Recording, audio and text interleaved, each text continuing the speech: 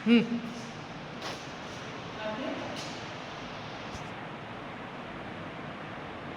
Good morning everyone. My name is Vijasma. I am an assistant professor at IIT College of Management. My topic is building a team. How to find a co-founder and for culture. So let's start with the topic. In 1997, two PhD scholars, Language and Survey, they start. They started a project in a garage. They had different personalities. One was more analytical, and the other was the other had different personality. The other was more interested in the outgoing and experimental. Despite the differences, they shared a strong vision, and they started a small project, and that project became Google. Similarly, we have one more example: Steve Jobs and Steve Woz. They built Apple by combining vision with technical expertise. We have one more example that is of Airbnb, where Brian Chesky, Joe Javier started by renting air mattresses because they could not afford rent, and later on Nathan joined joined to add the technical strength. In India also, Flipkart was started by Sachin Bansal and Vinny Bansal, who trusted each other and built a billion-dollar company from a small department, from a small apartment. But the surprising part is, around 65% of startups fail not because of bad ideas, but because of the co-founders' conflict. So the real question is not just having a great idea, but building the right team. Ideas don't build companies; teams do. What is next slide is what is founding? Why is founding team critical? Why it is important to find the founding team, and how important it is to get a good team. So let's know first what is a founding team. Founding team is a group of people who come together to start and build the company. They are not just responsible for generating the idea, they shape the entire direction of the startup, including its vision, strategy, and execution. In the early stages, when resources are limited and uncertainty is high, the strength of the founding team becomes the most important factor. A strong founding team brings diverse skills. For example, one founder may focus on technology, while other may handle marketing and operations. If one is into finance, the other can handle the business. If one is into marketing, the other may do the technology. So the division of roles increases the efficiency and effectiveness and ensures a better decision making. So research also shows the startup with one founding team is more efficient than the startups who has more than one founding team, and there are 30% more chances of being successful in later on with a group. Because responsibilities are shared and challenges are handled more effectively in a team. These investors also prefer teams over individuals because they invest in people, not just in ideas. So, most importantly, the founding team sets the culture of the organization. Their values, and behavior influence how the company grows in the future. So, in simple terms, a great idea may start a company, but it is the founding team that determines whether it succeeds or fails. So, why choosing the right co-founder is very much important. Choosing the right co-founder is one of the most important decisions in a startup journey. A co-founder is not just a business partner; they are someone you will work with and closely under pressure, uncertainty, and stress.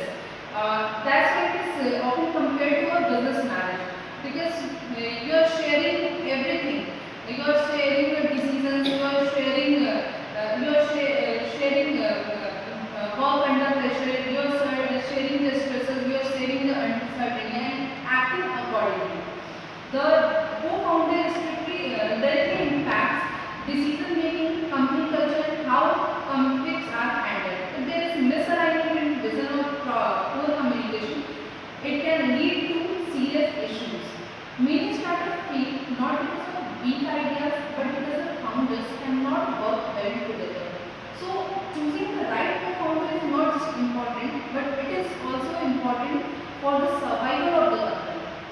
So coming to the next slide. So what to look for in a co-founder.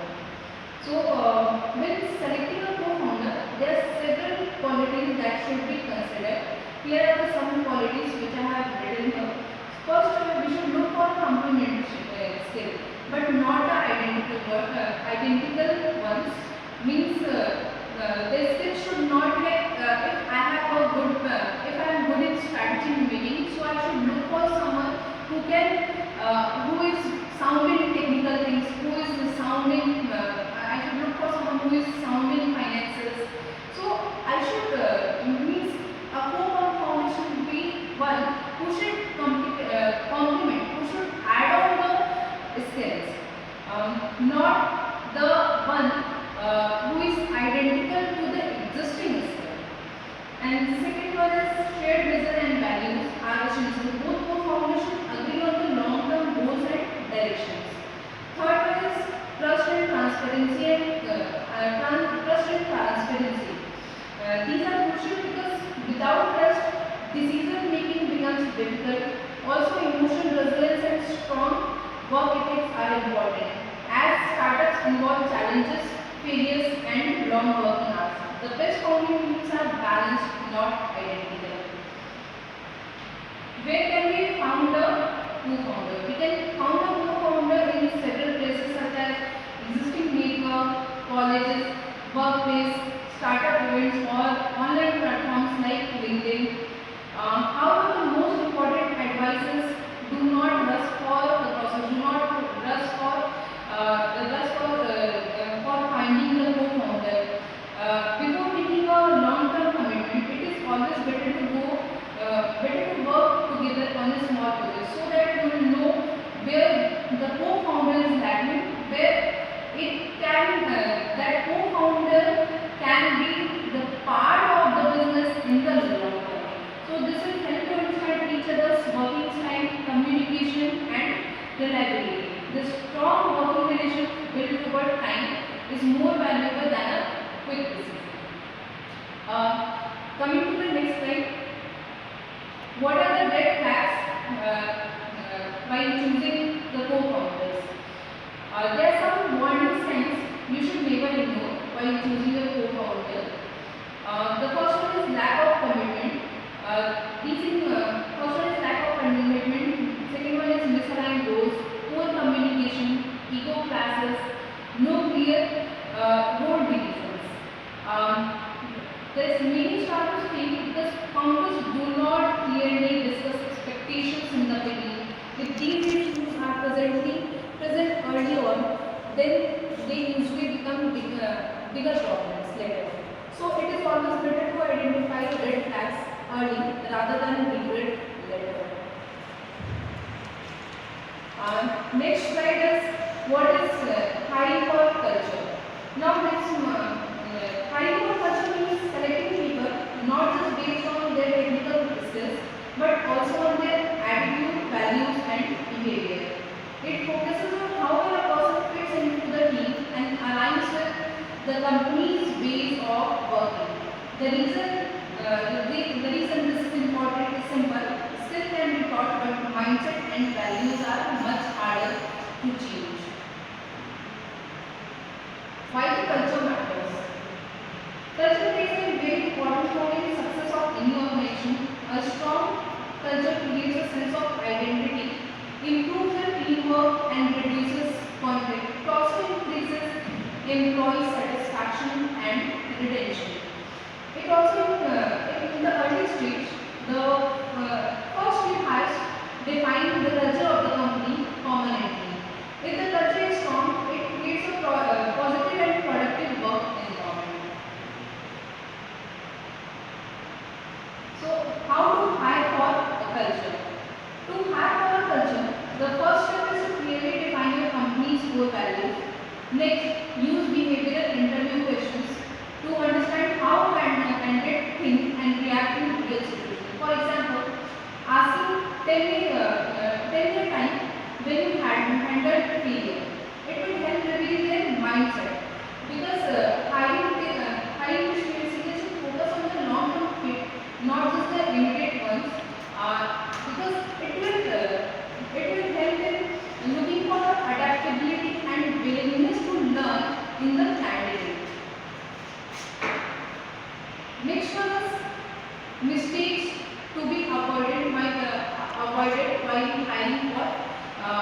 hiring for the culture. There are some common hiring mistakes that should be avoided. These include hiring only based on skills, ignoring cultural fit, rushing decisions, and not setting clear expectations. A bad hire, especially in small team, can negatively impact productivity, team morale, so it is always better to make time and hire the right person. So, the concluding thing is to choose the right to